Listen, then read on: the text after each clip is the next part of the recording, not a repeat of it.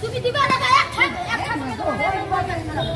টাকা দিয়ে 5 টাকা বলছো চালা দিদি কো না ভাগ আমরা 7 টাকা দেবে পড়ে আগে 1 টাকা দাও 1 টাকা দাও না তুমি না টাকা আছে নাকি একটা মিলে 4 টাকা দিয়ে 5 টাকা দিয়েছে না 4 টাকা দিয়ে ওরা দেবে না 5 টাকা দিতে হ্যাঁ এই সংগ্রাম মন্ত্রী দেখা যাচ্ছে কি রয়েছে মন্ত্রী বন্ধ হওয়ার পরে মন্ত্রী যারা রয়েছে তারা নিজেদের মধ্যে এত বিকল্প আর মন্ত্রীর যারা ভক্তরা আসছে এই বিশাল অসুবিধা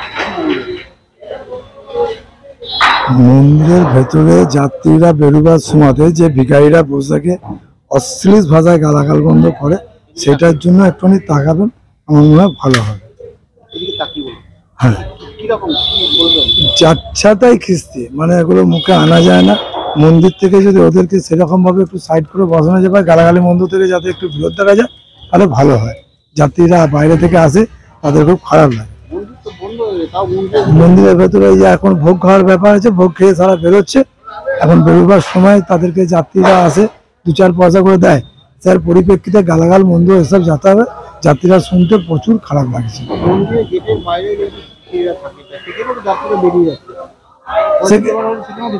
হ্যাঁ সেখানে বাইরে বেরিয়ে গিয়ে যদি না সেখানে কোনো অসুবিধা নেই, কিন্তু মন্দিরের ভেতরে দৃষ্টিকটু সবাইকার খারাপ লাগে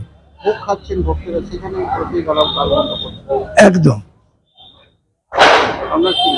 আমার নাম অসিত দত্ত, সর্বমঙ্গলা মন্দিরের সামনে দোকান।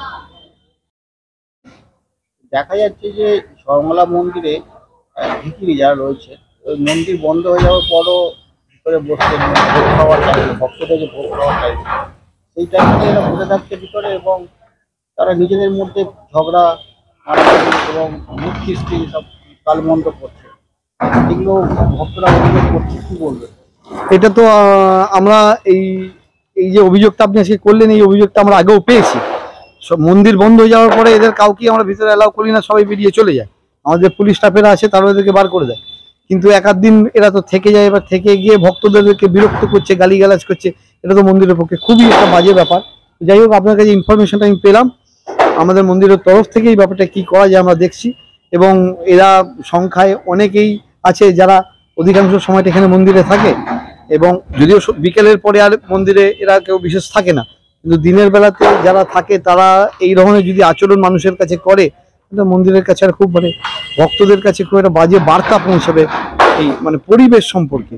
তো সুতরাং আমরা এই ব্যাপারটা দেখছি, আপনি বললেন ইনফরমেশন আপনি দিলেন, প্লাস আমাদের কাছেও 2-1 ভক্ত ব্যাপারটা জানিয়েছেন, আমরা চেষ্টা করছি কি করা যায়। আমরা প্রশাসনের সঙ্গে এবং আমাদের কমিটির পক্ষ থেকেও কথা বলবো। এর আগে পুলিশ প্রশাসনের পক্ষ থেকে এদেরকে এখান থেকে সবকে উঠিয়ে দিয়ে বাইরে বার করে দেওয়া হয়েছিল, কিন্তু পরবর্তী সময়ে আবার মানবিক কারণেই তারা সামনে উঠে এসছে। কিন্তু ব্যাপারটা হচ্ছে সেই মানবিকতা যেটা মন্দিরের তরফ থেকে দেখানো হচ্ছে বা প্রশাসনের তরফ থেকে এলাকাবাসীর মানুষের তরফ থেকে যেটা দেখানো হচ্ছে সেটা যদি কোনো অসৎ ব্যবহার হয় সেটা তো অবশ্যই দেখতে হবে। আমরা প্রশাসনকেও বিষয়টা জানাচ্ছি এবং আমাদের ট্রাস্টের পক্ষ থেকেও বিষয়টা সম্পর্কে আমরা কী করা যায় সে নিয়ে চিন্তা ভাবনা করছি। আমি সঞ্জয় ঘোষ, ট্রাস্ট কমিটির সদস্য।